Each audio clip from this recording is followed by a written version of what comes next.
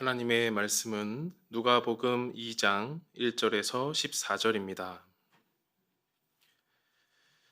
신약 성경 누가복음 2장 1절에서 14절 말씀을 봉독하겠습니다. 그때에 가이사 아구스도가 영을 내려 천하로 다 호적하라 하였으니 이 호적은 구레뇨가 수리아 총독이 되었을 때에 처음 한 것이라. 모든 사람이 호적하러 각각 고향으로 돌아가매 요셉도 다윗의 집 족속이므로 갈릴리 나사렛 동네에서 유대를 향하여 베들레헴이라 하는 다윗의 동네로 그 약혼한 마리아와 함께 호적하러 올라가니 마리아가 이미 잉태하였더라. 거기 있을 그때에 해산할 날이 차서 첫 아들을 낳아 강보로 싸서 구유에 뉘었으니 이는 여관에 있을 곳이 없음이로라.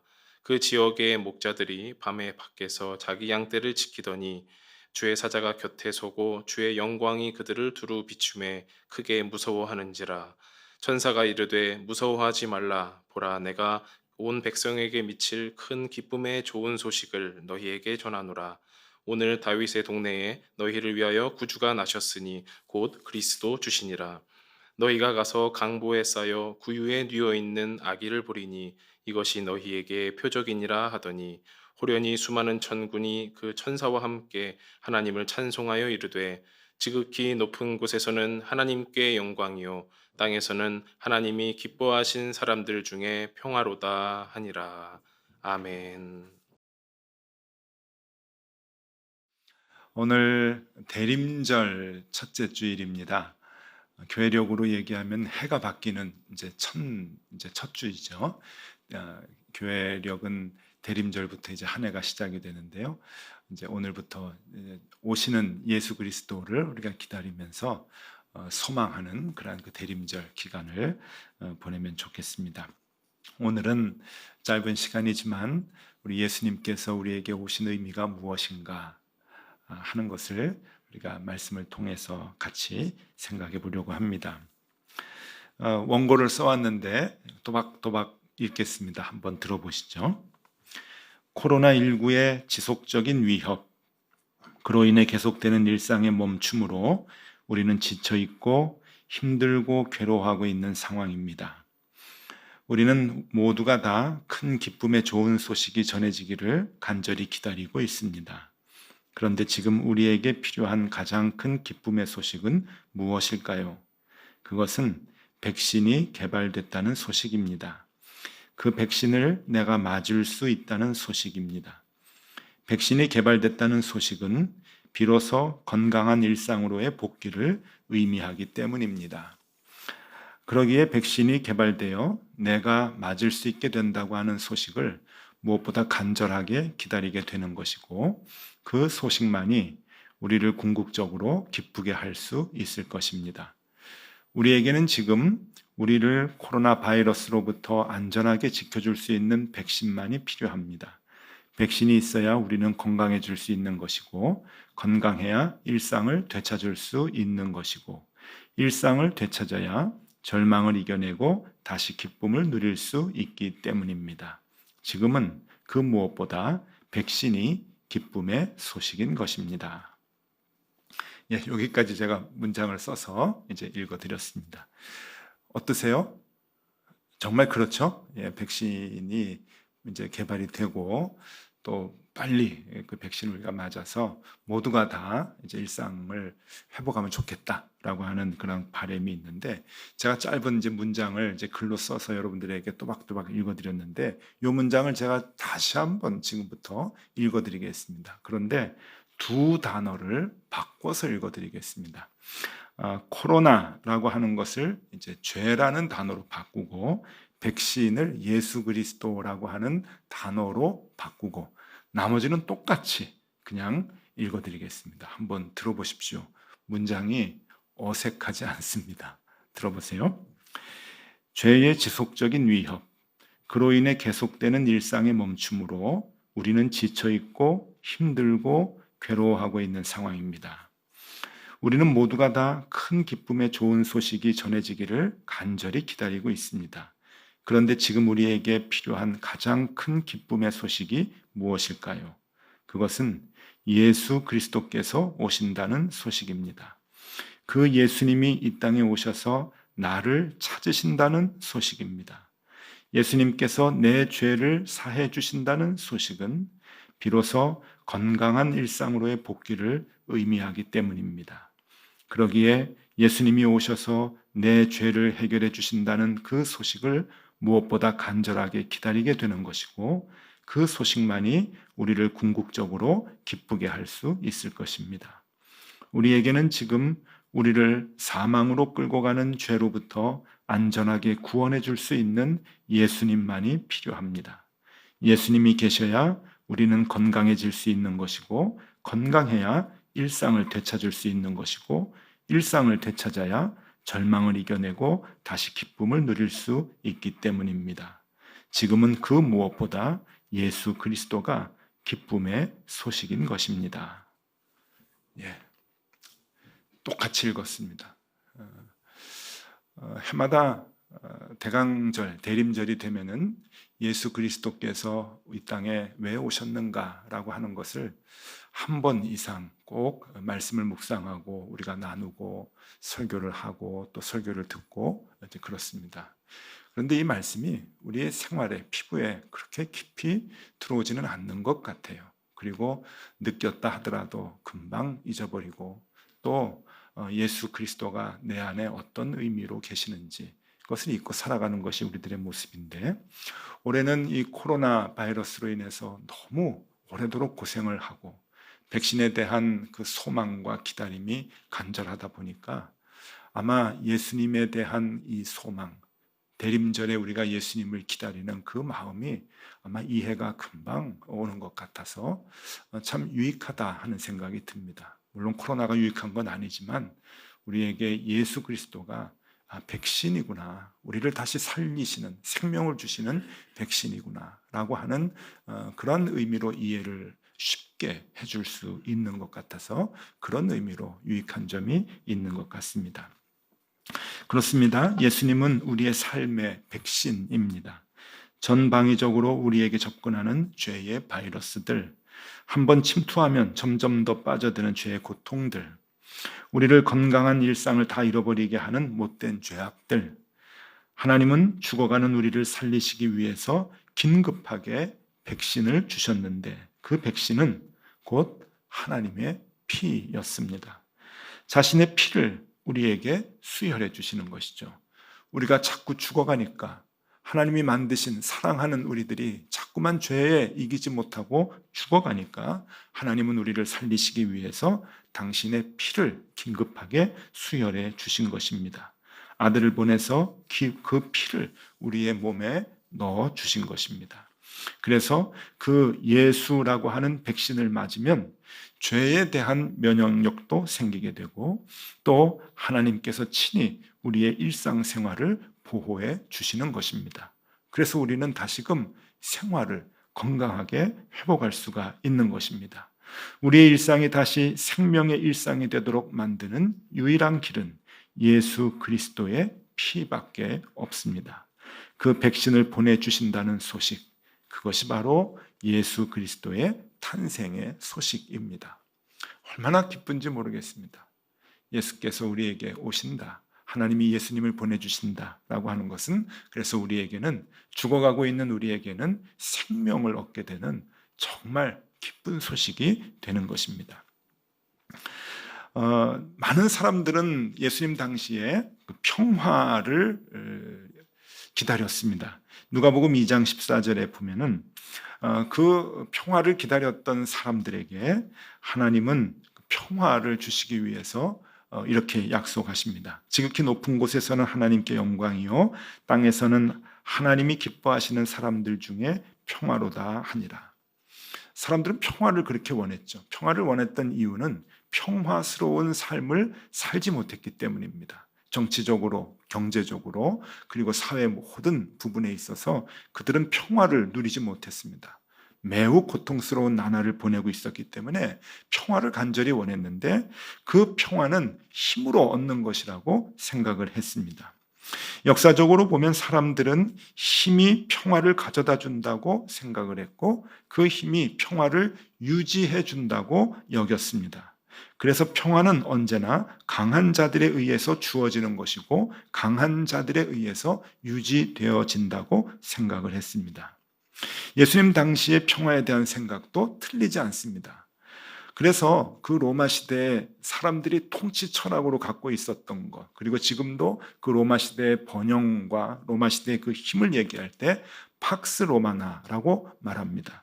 이것은 로마의 힘으로 모든 땅에 평화를 줄 수 있고 번영을 줄 수 있다는 사상입니다. 팍스 로마나라고 하는 그 사상은 위로부터 오는 평화를 의미하는 것이죠. 로마의 통치 철학이기도 합니다. 힘으로 안정과 번영을 줄 수 있다고 생각했던 것입니다. 그래서 유대인들도 본인들이 평화를 누리지 못하니까 또 다른 힘이 로마를 눌러서 로마와 싸워 승리해서 우리에게 평화를 가져다 줄 것을 그렇게 바라고 있었던 것입니다. 그렇듯 이 평화는 언제나 힘을 통해서 온다고 생각을 하였습니다. 그런데 여러분, 예수님은 방법이 달랐습니다. 예수님은 힘을 통해서 위로부터 오는 평화가 아니라 가장 약한 자로 아래로부터 오는 평화를 우리에게 주시겠다고 약속을 하셨습니다. 세상의 가장 약한 자로부터 선포되는 그 평화, 이것은 아래로부터 올라오는 평화인데 이 평화를 선포하시는 이유는, 이 방법을 선택하신 이유는 약한 자들, 이 세상에 있는 모든 약한 자들부터 예수님께서 초대하시고 그들에게 평화를 선언하시겠다고 하는 그러한 마음과 의지가 들어가 있는 것입니다. 왜냐하면 사람들은 자신의 경험을 똑같이 하지 않은 사람들의 말을 신뢰해 주지 않습니다. 여러분, 이 부분은 참 이해가 되지 않고 어떨 때는 좀 얄밉습니다. 사람들은 내 앞에 상대방의 말을 신뢰하거나 그 사람의 말을 믿게 될 때는 언제나 그 사람이 나와 똑같은 경험을 했을 때 신뢰가 가게 되는 것이죠. 그냥 아무런 상관도 없고 내가 겪은 그러한 그 경험이나 고난이나 고통을 경험해 보지 못한 사람들이 나에 대해서 그 고난을 이제 극복하는 방법을 얘기해 줄 때는 신뢰가 가지 않습니다. 고난뿐만이 아니라 모든 부분이 마찬가지죠. 열심히 공부해가지고 무언가를 이루어낸 선배들이 후배들에게 야, 공부해야 돼, 이렇게 해야 돼, 공부는 그렇게 얘기할 때 그것이 이제 신뢰가 가고 맞는 것이지, 공부도 못하고 모든 시험에서 맨날 떨어진 그러한 선배가 후배들에게 공부는 이렇게 해야 돼 라고 얘기하면은 그건 먹혀들지 않습니다. 모든 부분이 다 그렇습니다. 그래서 목회가 힘든 것 같아요. 목회를 하면서 여러분들이 겪고 있는, 교인들이 겪고 있는 모든 아픔과 고통을 같이 겪어보고 함께 나눠보고 싶은 마음이 간절한데 한 번 사는 인생 그걸 다 경험할 수가 없어요. 가는 길이 많이 이게 다르기 때문에 그렇잖아요. 그러니까 이 목회자로서 좀 마음이 많이 아픕니다. 다 경험해보고 그것을 함께 나눠보고 싶은데 여러분들이 당하는 고난을 제가 당하지 못하는 부분들이 많기 때문에 참 공허할 때가 많이 있죠. 안타깝습니다. 김동호 목사님께서 새벽 기도에서 열심히 하시죠. 날마다 기막힌 새벽, 날기새. 한번 유튜브로 이제 매일 아침 방송을 하시면 한 5만 명씩 이렇게 들어와서 듣고, 요즘은 또 더 많이 들으시고 그래요. 왜 그렇게 많은 분들이 김동호 목사님의 말씀을 귀를 기울이고 동의를 하고 또 쫓아가는가? 여러분, 그것은 김동호 목사님께서 암에 걸리셔서 항암 치료를 2번씩이나 하셨기 때문에 이 땅에 있는 많은 암 당한, 고통 당하는 그 환자들이 그 마음을 같이 공유하는 것이죠. 그런 게 있단 말이죠.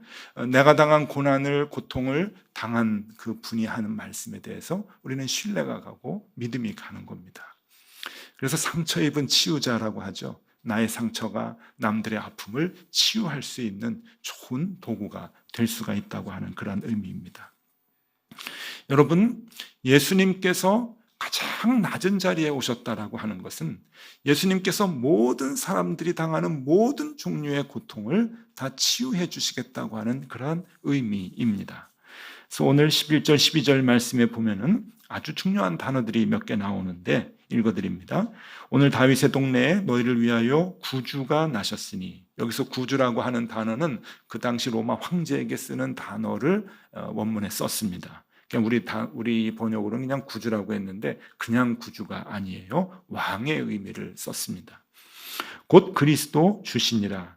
너희가 가서 강보에 쌓여 구유에 뉘어 있는 아기를 보리니 이것이 너희에게 표적이니라 하더니.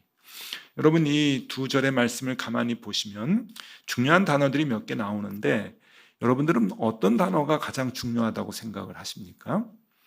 표적이라고 하는 단어가 중요할 것입니다. 근데 더 중요한 단어가 하나 있습니다. 그것은 구유라고 하는 단어입니다. 이 구유는 누가복음 2장에 누가가 기록을 할 때, 누가는 아주 섬세한 사람이거든요. 기록을 할 때 누가복음에 3번을 기록을 합니다. 7절에 한 번, 12절에 한 번, 그리고 이 뒤에 16절에 한 번, 구유라고 하는 단어. 왜 굳이 한 번만 써도 되는데 구유에 누워있다, 구유에 누인 그 단어를 3번씩이나 썼을까? 그것은 구유가 그만큼 중요하기 때문이죠. 구유가 왜 중요한가라고 하면은 예수님이 얼마나 낮아지셨는가라고 하는 것을 상징적으로 표현해 주기 때문에 그랬습니다. 그래서 표적이라고 하는 단어를 쓴 것이죠. 우리는 그냥 일상적으로 생각을 할 때 예수님이 구유에 누이셨다 하면은 무슨 생각이 들죠? 참 천한 곳까지 가셨다 하는 그 생각이 듭니다. 우리가 그렇게 또 배워왔죠. 예수님은 가장 작은 동네 베들레헴, 또 여관에 방도 없어서 마국간, 거기에 누울 곳이 없어서 말구유에 누이셨다라는 것으로 생각을 하면서 예수님은 이 땅을 창조하신 하나님의 외아들인데 낮고 낮은 곳에 오셨다라고 생각을 합니다. 근데 신학자들은 이것을 뭐라고 얘기하는가 하면은 동물적 자리까지 내려가신 구주다, 그렇게 얘기합니다. 비인간화, 비인격적 대우를 받기 시작하신 상징적인 모습이라고 얘기합니다. 그러니까 예수님의 낮아지심은 우리 인간들 중에서 가장 비참한 자리에까지 가신 것이 아니라 그것보다 더 아래라고 하는 거예요. 동물적 자리까지 예수님은 가셨다.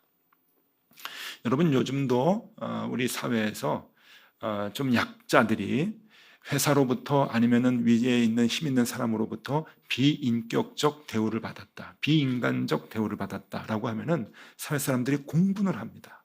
왜냐하면 견딜 수 없는 아픔이기 때문에 그러죠.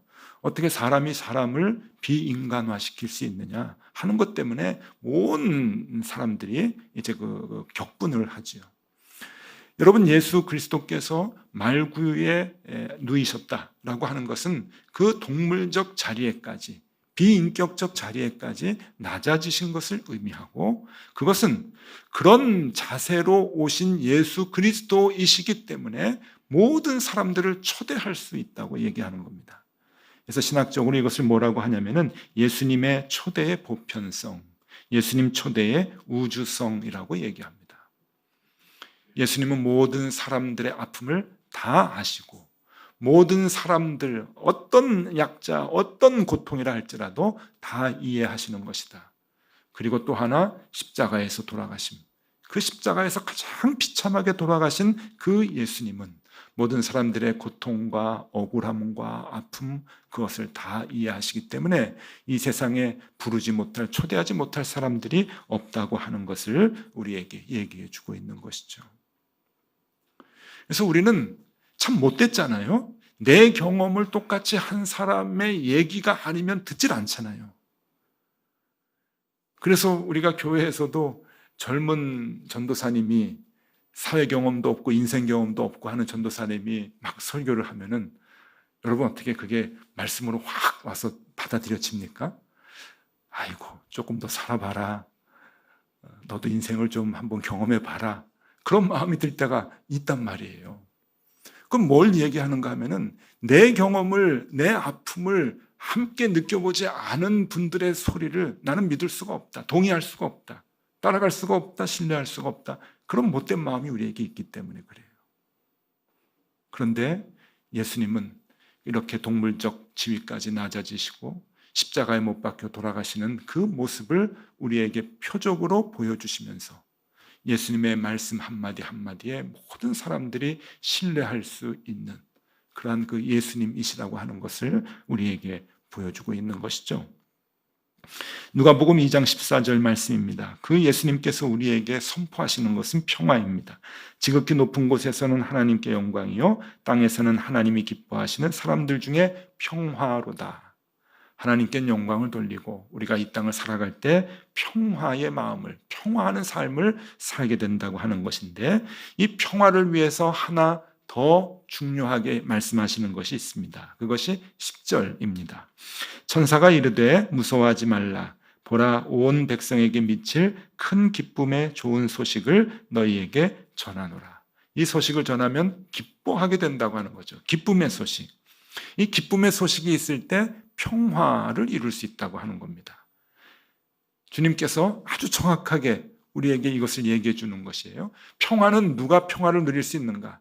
내 마음에 기쁨이 있을 때 평화가 되는 것이죠. 내 마음, 한 개인 개인이 기쁨의 삶을 살아갈 때 또 그 기쁨을 전달해서 모든 공동체 사람들이 함께 그 기쁨을 소유할 때 그 공동체는 평화스러운 겁니다. 자, 대한민국이 평화스러워요? 평화스럽다고 얘기를 해도 내가 고통스럽고 내가 괴롭고 내가 억울한 일을 당하고 내가 참 괴로운 그런 상황에 있다고 한다면 그게 무슨 평화가, 무슨 의미가 있겠습니까?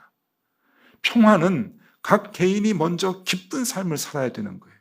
그리고 그 기쁨을 모든 공동체 사람들이 함께 가지고 있을 때, 누릴 때 그때 평화가 된다고 하는 것이죠. 그때 평화가 이루어지는 겁니다. 가정을 예를 들면 이런 거예요. 여러분, 가정은 부모님이 계시고 또 어른들이 계실 수도 있죠. 그리고 자녀들이 있습니다. 이 가정이 평화스러운 가정이 되기 위해서는 한 사람 한 사람 가족 구성원들이 마음속에 기쁨이 있어야 됩니다. 애들은 기뻐하는데 부모님은 죽을 노릇이고 내가 살아야 돼 말아야 돼 막 직장일로 장래일로 경제적인 일로 괴로워한다면 그 가정은 평화스러운 가정이 아니에요. 부모는 평화스러운데 아이들은 괴로워하고 마음속에 기쁨이 없다고 한다면 그 가정은 평화스러운 가정이라고 볼 수가 없죠. 진정한 평화를 누리는 가정이 아닙니다. 평화는 모든 가족의 구성원들이 마음속에 기쁨을 누리게 되고 그 기쁨에 누리는 그 기쁨이 함께 모두에게 다 공유가 될 때 그 공동체는 평화의 공동체가 되는 것이죠. 지금 주님께서는 우리에게 그것을 약속해 주고 있는 겁니다. 평화를 누려라. 그 평화는 너희 마음속에 개개인의 기쁨이 있어야 되는 것이다. 그 기쁨을 주겠다고 얘기하시는 것이죠. 내 인간들은 그 기쁨을 잃어버리고 소유하지 못하고 살아갑니다. 왜? 그 평화가 팍스 로마나 힘으로부터 얻는 것이라고 생각하기 때문에 그래요. 오늘날도 모든 사람들이 그렇게 생각합니다. 평화는 힘으로 얻고 그 힘으로 유지가 된다고 생각을 합니다. 내가 바라는 것을 얻어야 기쁨이 있지. 내가 남들보다 더 높아져야 기쁨이 있지. 그 기쁨을 얻으려고 사람들은 노력하다 보니까 그 기쁨을 다 잃어버리고 마는 것이죠. 책을 하나 소개해 드립니다. 순전히 제목이 좋아서 책을 샀는데 읽어보니까 너무 잘 샀다라고 하는 생각이 든 책입니다. 기적을 이룬 나라, 기쁨을 잃은 나라. 발음도 뭐 비슷하게 썼는데 이게 쓴 사람이 영국 사람입니다. 다니엘 튜더라고 하는 사람인데 이 사람이 이제 한국에 대한 것을 분석을 하면서 한국 사람들이 왜 기쁨을 잃고 살아가는가 하는 것을 이제 설명을 해주고 있어요. 간혹 외국 사람들이 한국에 대해서 써주고 있는 책들이 있는데 제가 별로 이렇게 읽어보면은 신뢰가 가지 않습니다. 그냥 겉으로 드러나는 현상은 어느 정도 맞을 수 있어도 한국 사람들의 깊은 정서와 한국의 전통, 문화 이런 것까지 다 생각해서 알고 써주는 글들이 많지 않기 때문에 그렇습니다. 특별히 한국에 대해서 일본 사람들이 한국 사람에 대한 평을 쓰는 책들이 많이 있는데 그 읽어보면 이렇게 동의가 되는 책들이 뭐 대부분 없습니다. 그런데 이 다니엘 튜더라고 하는 이 사람이 쓴 책이 마음에 많이 와서 울림이 좀 있습니다. 이 사람은 이코노미스트라고 하는 잡지의 그 주재원으로 한국에 와서 이제 생활을 했는데 이미 청년 때 한국이 너무 좋아서 한국에서 오래도록 살았던 친구입니다. 그러니까 2002년 한일 월드컵 때 한국에 왔다가 이제 영국을 응원하러 왔겠죠. 또 왔다가 한국이 너무 매력적이고 좋아가지고 한국에서 오래 머물면서 한국을 공부하고 다시 영국으로 가서 더 공부를 해가지고 이코노미스트의 이제 한국 지사에 이제 기자로 와서 이제 활동을 하면서 한국을 더 많이 보면서 이제 책을 쓴 거예요.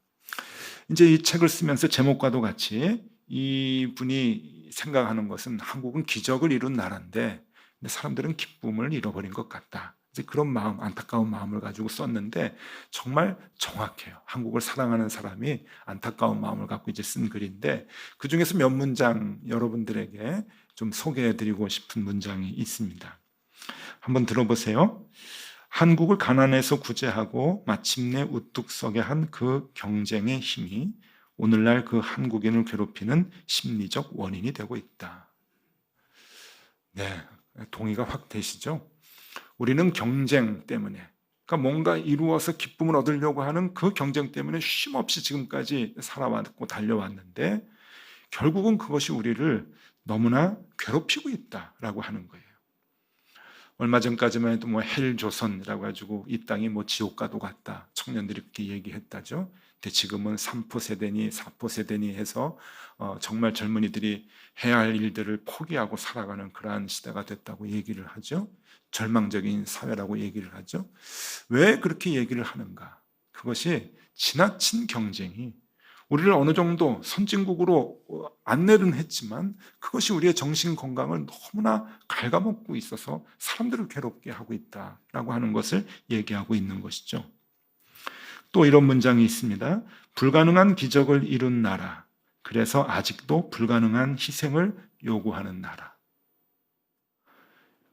일벌레라 그러죠. 열심히 일을 해가지고 경제적으로 부를 창출하고 이루었습니다. 근데 지금도 사람들에게 그 정신없이 일했던 것을 똑같이 요구를 하는 거예요. 그렇게 살아왔던 기성세대가 젊은이들에게 라떼는 말이야 그러면서 꼰대의 말을 이제 하는 거죠.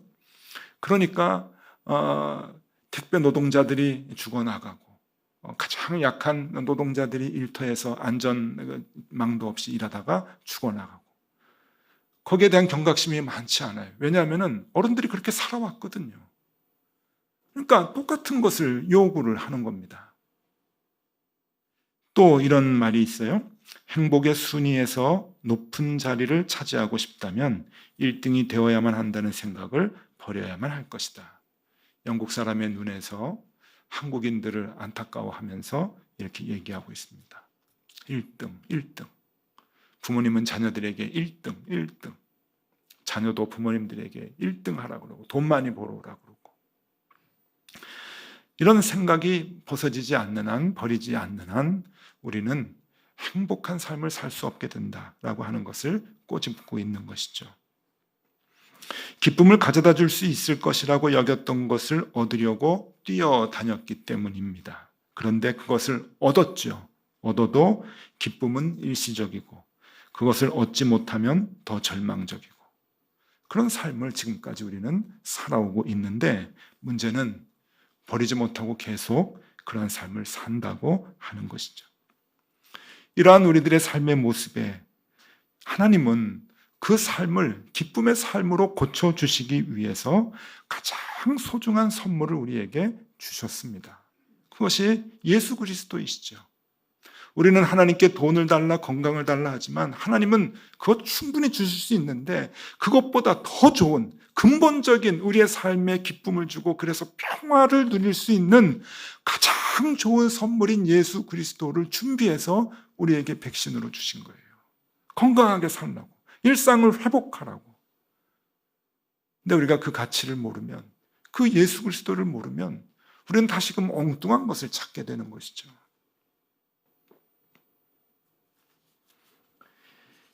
옛날에 어느 마을에 효자가 살았답니다. 이 아들은 이제 어머니를 떠나서 이제 멀리 가서 이제 그 장사를 하고 있는데 들려오는 소식에 어머니가 자꾸만 이제 눈이 침침해져서 시력을 잃어가고 있다 그래요.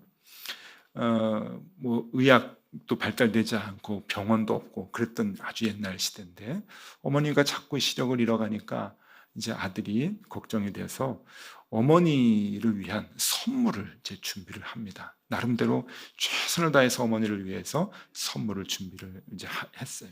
근데 시간이 점점 더 지나면서 어머니가 눈이 더 안 보인다, 눈이 더 안 보인다 하다가 눈이 이제 아주 안 보인다. 그런 소식이 이제 들린 거예요.